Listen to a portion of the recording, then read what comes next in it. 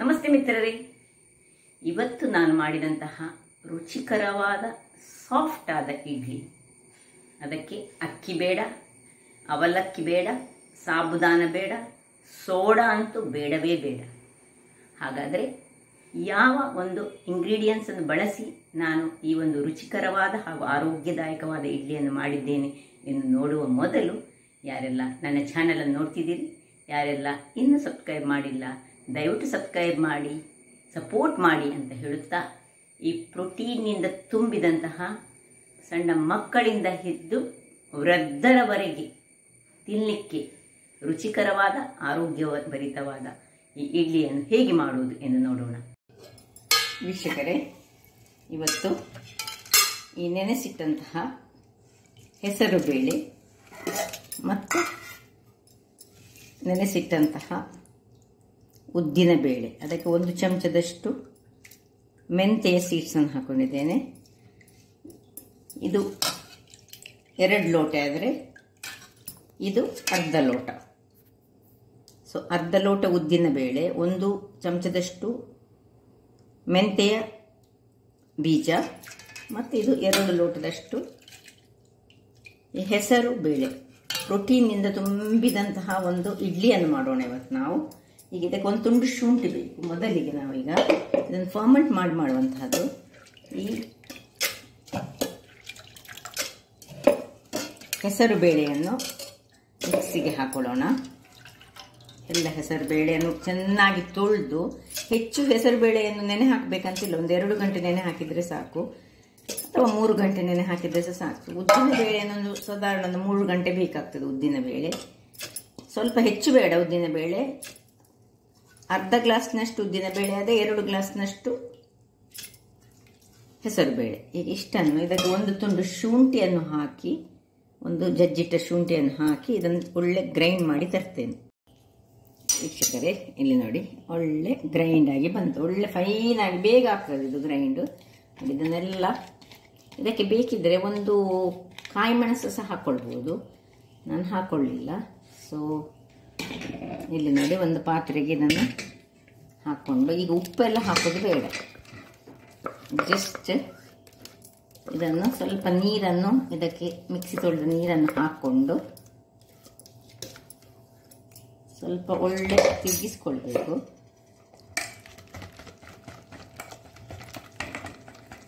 ಸ್ವಲ್ಪ ತುಂಬ ಮಾಡಲಿಕ್ಕೆ ಹೋಗಲಿಲ್ಲ, ಇದನ್ನು ತುಂಬ ಮಾಡಿ ಇಟ್ಕೊಳ್ಳಿಕ್ಕೆ ಬೇಡ. ಎಷ್ಟು ಮಂದಿ ನೀವಿದ್ದೀರಿ ಅದರ ಪ್ರಕಾರ ನೀವು ಮಾಡಿಕೊಳ್ಬೇಕು. ಅಂದರೆ ಫ್ರಿಜ್ಜಲ್ಲೆಲ್ಲ ಇಟ್ಕೊಂಡು ಪುನಃ ಉಳಿದ ಹಿಟ್ಟನ್ನೆಲ್ಲ ಇಡುವಂಥದ್ದಲ್ಲ ಇದು. ಆಗಾಗಲೇ ಇವತ್ತೀಗ ರಾತ್ರಿ 8 ಗಂಟೆಗೆ ನೆನೆ ಹಾಕಿದರೆ 10 ಗಂಟೆಗೆ ಇದನ್ನು ಗ್ರೈಂಡ್ ಮಾಡಿದರೆ ಆಗ್ತದೆ ಅಷ್ಟೇ. ಹೆಚ್ಚೇನು ಇದು ಬೇಡ. ಇದಕ್ಕೆ ನೆನೆ ಹಾಕಲಿಕ್ಕೆ ಸಹ ಹೆಚ್ಚು ಹೊತ್ತು ಬೇಡ. ಮತ್ತೆ ಇದನ್ನು ಹೆಚ್ಚು ಮಾಡಿಟ್ಕೊಂಡು ಫ್ರಿಜ್ಜಲ್ಲಿ ಇಟ್ಕೊಂಡ್ರೆ ಸಹ ಒಳ್ಳೆಯದಲ್ಲ. ಇದು 1 ಸರ್ತಿಗೆ ಆಗುವಷ್ಟು ನೀವು ಮಾಡಿ, ಎಷ್ಟು ಮಂದಿ ಇದ್ದೀರಿ ಅದರ ಪ್ರಕಾರ ಮಾಡಿಕೊಳ್ಬೇಕು. ಸೊ ಈಗ ಒಳ್ಳೆ ಹೇಗೆ ನಾವು ಈ ಬೇರೆ ಇಡ್ಲಿಯ ಹಿಟ್ಟನ್ನು ತಿರುಗಿಸ್ತೇವೆ ಹಾಗೆ ತಿರುಗಿಸಿ ಮುಚ್ಚಳವನ್ನು ಮುಚ್ಚಿಕೊಂಡು ಇನ್ನು ಫರ್ಮೆಂಟ್ ಆಗಲಿಕ್ಕೆ ಇಟ್ಕೊಳ್ಳೋಣ. ಬೇಗ ಫರ್ಮೆಂಟೇಷನ್ ಸಹ ಬೇಗ ಆಗ್ತದೆ. ಅದಕ್ಕೆ ಉಪ್ಪನ್ನು ನಾನೀಗ ಹಾಕ್ಕೊಳ್ತಿಲ್ಲ. ವೀಕ್ಷಕರೇ, ಇಲ್ಲಿ ನೋಡಿ, ನಿನ್ನೆ ರಾತ್ರಿ ಇಟ್ಟಂತಹ ಬ್ಯಾಟರ್ ಒಳ್ಳೆ ಫರ್ಮೆಂಟ್ ಆಗಿದೆ. ನೋಡಿ ಹೇಗೆ ಬಂದಿದೆ ನೋಡಿ. ಇದು ಬೇಗ ಫರ್ಮೆಂಟೇಷನ್ ಆಗೋದು ಹೆಸರು ಬೇಳೆ ಆದ್ದರಿಂದಾಗಿ. ಸ್ವಲ್ಪ ಹೀಗೆ ತಿರುಗಿಸ್ಕೊಳ್ಳೋಣ. ಸ್ವಲ್ಪ ದಪ್ಪ ಆಗಿದೆ. ಇದಕ್ಕೆ ಚೂರು ನೀರು ಹಾಕ್ಕೊಳ್ಳೋಣ, 1/4 ಲೋಟ ಸಾಕು ನೋಡಿ. ಆಮೇಲೆ ಇಡ್ಲಿ ತಟ್ಟೆ ರೆಡಿ ಮಾಡಿಕೊಳ್ತೇನೆ. ಎಲ್ಲ ಇಡ್ಲಿ ತಟ್ಟೆಗಳಿಗೆ ಸ್ವಲ್ಪ ಎಣ್ಣೆಯನ್ನು ಸ್ವಲ್ಪ ಸವರಿಕೊಳ್ತೇನೆ. ಸ್ವಲ್ಪ ಗ್ರೀಸ್ ಮಾಡಿದರೆ ಆಯಿತು. ಅದಕ್ಕೆ ಸ್ವಲ್ಪ ನೀರು ಹಾಕ್ಕೊಳ್ಳೋಣ. ಅದರ ಮೊದಲು ಒಂದು ಚಟ್ನಿ, ಕೊತ್ತಂಬರಿ ಸೊಪ್ಪಿನ ಚಟ್ನಿ ಇದಕ್ಕೆ ಸೂಟ್ ಆಗ್ತದೆ. 1 ಅರ್ಧ ಕಟ್ಟಿನಷ್ಟು ಕೊತ್ತಂಬರಿ, ಮೆಣಸು ನಿಮ್ಮ ಖಾರಕ್ಕೆ ತಕ್ಕ, ಹುಳಿ, 2 ಸಣ್ಣ ಸಣ್ಣ ಬೆಳ್ಳುಳ್ಳಿ, ಸ್ವಲ್ಪ ತೆಂಗಿನ ತುರಿ, ಇಷ್ಟೇ ಸಾಕು. ಮತ್ತು ಇದಕ್ಕೆ 1 ಚೂರು ಉಪ್ಪು ಹಾಕಿದರೆ ಆಯಿತು. ಸಿಂಪಲ್ ಆದ ಚಟ್ನಿಯನ್ನು ನಾವೀಗ ಮಾಡಿಕೊಳ್ಳೋಣ.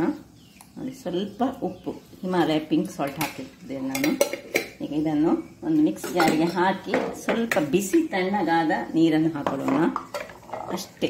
ಚಟ್ನಿ ಇಂತಹ ಚಟ್ನಿ ಇದಕ್ಕೆ ಭಾರಿ ಸೂಟ್ ಆಗ್ತದೆ. ಒಳ್ಳೆದಾಗ್ತದೆ. ಸಾಂಬಾರ್ನೊಟ್ಟಿಗೆ ತಿನ್ಬೋದು. ನನ್ನ ಹತ್ರ ಸೋರೆಕಾಯಿದು ಸಾಂಬಾರು, ನಿನ್ನೆ ಮಾಡಿದ ಸೋರೆಕಾಯಿಯ ಸಾಂಬಾರು ಉಂಟು, ಅದರಲ್ಲಿ ಸಾಕ್ತದೆ. ಯಾವುದರಲ್ಲಿ ಸಹ ಇದು ತಿನ್ನಲಿಕ್ಕೆ ಒಳ್ಳೆ ಆಗ್ತದೆ. ಅದರಲ್ಲಿ ಹೀಗೆ ಕೊತ್ತಂಬರಿ ಸೊಪ್ಪಿನ ಚಟ್ನಿ, ಸಿಂಪಲ್ ಆದ, ತುಂಬ ಖಾರ ಇಲ್ಲದ ಚಟ್ನಿ, ಈ ಒಂದು ಪ್ರೋಟೀನ್ ರಿಚ್ ಇಡ್ಲಿ ಅದಕ್ಕೆ ಬಹಳ ಸೂಟ್ ಆಗ್ತದೆ. ಹೀಗೆ ಚಟ್ನಿ ಮಾಡಿ ತರ್ತೇನೆ ನಾನು. ವೀಕ್ಷಕರು, ಇಲ್ಲಿ ನಾನು ಸ್ವಲ್ಪ ನೀರು ಚಟ್ನಿಯನ್ನು ರೆಡಿ ಮಾಡಿಕೊಂಡೆ. ಇದಕ್ಕೆ ಏನು ಒಗ್ಗರಣೆ ಬೇಕಂತಿಲ್ಲ, ಕೊತ್ತಂಬರಿ ಸೊಪ್ಪಿನ ಚಟ್ನಿ ಎಲ್ಲ ಬೇಕಿದ್ರೆ ಹಾಕ್ಕೊಳ್ಬೋದು. ಸಾಸಿವೆ ಮತ್ತು ಕರಿಬೇವಿನ ಒಗ್ಗರಣೆಯನ್ನು ಹಾಕ್ಕೊಳ್ಬೋದು. ಈಗ ನಾನು ಇದನ್ನು ಬಕ್ಕಕ್ಕಿಟ್ಟುಕೊಂಡು ಇಲ್ಲಿ ಇದಕ್ಕೆ ಸ್ವಲ್ಪ ನೀರನ್ನು ಹಾಕ್ಕೊಳ್ತಿದ್ದೇನೆ. ತುಂಬ ನೀರು ಹಾಕ್ಕೊಳ್ಳೋದು ಬೇಡ, ದಪ್ಪವೇ ಬೇಕು ನಮಗೆ ನೋಡಿ. ಈಗ ಉಪ್ಪನ್ನು ಹಾಕ್ಕೊಳ್ಳೋಣ. ನಾವು ನಿನ್ನೆ ರಾತ್ರಿ ಉಪ್ಪನ್ನು ಹಾಕೊಳ್ಳೋದಲ್ಲ. ಸೊ ರುಚಿಗೆ ತಕ್ಕಷ್ಟು ಉಪ್ಪು,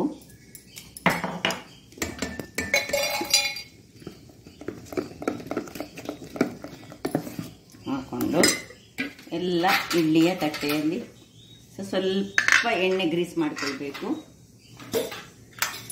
ಸ್ವಲ್ಪವೇ ಸಾಕು, ಕೈಯಲ್ಲಿ ಹೀಗೆ ಗ್ರೀಸ್ ಮಾಡಿದರೆ ಆಯಿತು.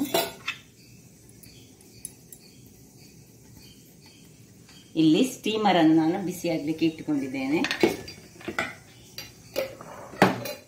ಇಡ್ಲಿ ಹೋಯ್ತಾ ಇದ್ದೇನೆ ನೋಡಿ. ಹೀಗೆ ಇಷ್ಟು ಮುಕ್ಕಾಲು ಹೋಯಿದ್ರೆ ಸಾಕು, ಇಲ್ಲದಿದ್ರೆ ಅದು ಹೆಚ್ಚಾಗ್ತದೆ. ಸೊ ಎಲ್ಲವನ್ನು ನಾನು ಹೊಯ್ದುಕೊಂಡು ನಿಮಗೆ ತೋರಿಸ್ತೇನೆ. ವೀಕ್ಷಕರೇ ನೋಡಿ, ಎಲ್ಲ ಹಾಕೊಂಡಾಯಿತು. ನಾನು ಮಾಡಿದ ಅಳತೆಯಲ್ಲಿ ಒಟ್ಟು 12 ಇಡ್ಲಿಗಳು ಆಯಿತು. ಸೊ ನೀವು ಬೇಕಿದ್ರೆ ಹೆಚ್ಚು ಮಾಡಿದ್ರೆ ಹೆಚ್ಚು ಮಾಡ್ಬೋದು. ನಿಮ್ಮ ಮನೆಯಲ್ಲಿ ಎಷ್ಟು ಮಂದಿ ಇದ್ದೀರಿ ಅದರ ಪ್ರಕಾರ ಮಾಡಿಕೊಳ್ಳಿ. ಮತ್ತು ಇದನ್ನು ಹೆಚ್ಚು ಫ್ರಿಜ್ಜಲ್ಲೆಲ್ಲ ಇಟ್ಟುಕೊಂಡು ತಿನ್ನಬೇಡಿ. ಮತ್ತು ಯಾರಿಗೆಲ್ಲ ಡೈಜೆಷನ್ ಪ್ರಾಬ್ಲಮ್ ಉಂಟು ಅಂಥವರಿಗೆ ಇದು ಬಹಳ ಉತ್ತಮವಾದುದು. ಮತ್ತು ಇದರಲ್ಲಿ ಅಕ್ಕಿಯ ಅಂಶವೇ ಇಲ್ಲ. ಅಕ್ಕಿ ಯಾರಿಗೆ ವರ್ಜ್ಯ ಅಂಥವರು ಇದನ್ನು ಯೂಸ್ ಮಾಡ್ಕೊಳ್ಬೋದು. ಅದಕ್ಕೆ ಸ್ಟೀಮರಲ್ಲಿಟ್ಟು ನಾನು ಇದನ್ನೊಂದು 10 ರಿಂದ 12 ನಿಮಿಷಗಳ ಕಾಲ ಬೇಯಿಸ್ಕೊಳ್ತೇನೆ. ಈಗ ಚಟ್ನಿಗೊಂದು ಒಗ್ಗರಣೆ ಕೊಡ್ತಿದ್ದೇನೆ. ಪಟ ಏನಿಲ್ಲ, 1 ನಿಮಿಷದ ಒಗ್ಗರಣೆ ಆಯಿತು.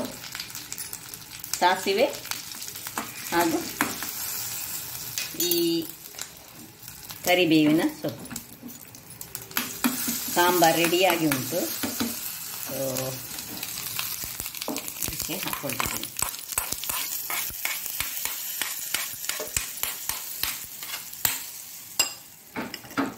ರುಚಿಯಾದ ಕೊತ್ತಂಬರಿ ಸೊಪ್ಪಿನ ಚಟ್ನಿ ಇಲ್ಲಿ ಈಗ ಇದು ಆಯಿತು. ಇದನ್ನು ಆಫ್ ಮಾಡ್ಕೊಳ್ತಿದ್ದೇನೆ. ನೋಡೋಣ ಬೆಂದಿದೆ ಅಂತ ನೋಡ್ಕೊಳ್ಳೋಣ.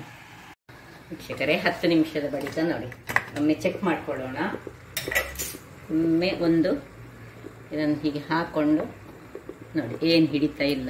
ಅದರಿಂದಾಗಿ ಆಫ್ ಮಾಡಿಕೊಂಡು ಇದನ್ನು ನಾನು ಹೊರಗೆ ತೆಗೆದುಕೊಳ್ತೇನೆ. ತೆಗೆದುಕೊಂಡು ಸ್ವಲ್ಪ ತಣ್ಣಗಾದ ಮೇಲೆ ನಾವು ಇದನ್ನು ಡಿಮೋಲ್ಡ್ ಮಾಡೋದು. ನೋಡಿ ಹೇಗೆ ಉಬ್ಬಿ ಬಂದಿದೆ ನೋಡಿ. ಸ್ವಲ್ಪ ತಣ್ಣಗಾಗಲಿ. ಬೇಕಾರೆ ಎಲ್ಲ ತಣ್ಣಗಾಗಿದೆ. ಈಗ ನೋಡಿ ಒಳ್ಳೆ ಚೆನ್ನಾಗಿ ಮೋಲ್ಡ್ ನೋಡಿ ಹೀಗೆ ಬರ್ತದೆ. ಏನು ಅಕ್ಕಿ ಹಾಕದಂತೇಳಿ ನೋಡಿ ಗೊತ್ತೇ ಆಗೋದು. ಸ್ಮೂತ್ ಉಂಟು ಎಷ್ಟು ನೋಡಿ. ಹೀಗೆ ಒತ್ತುವಾಗ ಅದೇ ಒಂದೊಂದಾಗಿ ಹೀಗೆ ತೆಗೆದುಕೊಳ್ಳೋಣ. ಎಲ್ಲ ಈಸಿಯಾಗಿ ಬರ್ತದೆ, ಏನೇ ಕಷ್ಟ ಇಲ್ಲ. ಮತ್ತು ಆರೋಗ್ಯಕ್ಕಂತೂ ಬಹಳ ಉತ್ತಮವಾದುದು. ಸೊ ಎಲ್ಲವನ್ನು ಹಾಗೆ ಮಾಡಿ ನಾನು ಮೊನ್ನೆ ನನ್ನ ವಿಡಿಯೋದಲ್ಲಿ ಹಾಕಿದ್ದೇನೆ. ಸೋರೆಕಾಯಿಯ ಸಾಂಬಾರು ಹೇಗೆ ಮಾಡಿ, ಸೂಪರ್ ಕಾಂಬಿನೇಷನ್ ಇದಕ್ಕೆ. ಸೋರೆಕಾಯಿ ಸಾಂಬಾರು ಪ್ಲಸ್ ಈ ಒಂದು ಚಟ್ನಿ. ಯಾವುದರ ಚಟ್ನಿ? ಕೊತ್ತಂಬರಿ ಸೊಪ್ಪಿನ ಚಟ್ನಿ. ಇದು ಪ್ರೋಟೀನಿಂದ ತುಂಬಿದ್ದು, ಇದು ಕ್ಯಾಲ್ಶಿಯಂನಿಂದ ತುಂಬಿದಂತಹದ್ದು. ಆರೋಗ್ಯಕ್ಕಂತೂ ಬಹಳ ಉತ್ತಮ.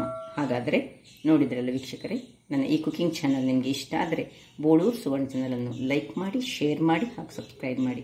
ಹಾಗೂ ನನ್ನ ಇನ್ಸ್ಟಾಗ್ರಾಮ್ ಪೇಜನ್ನು ಫಾಲೋ ಮಾಡಿ. ಧನ್ಯವಾದಗಳು.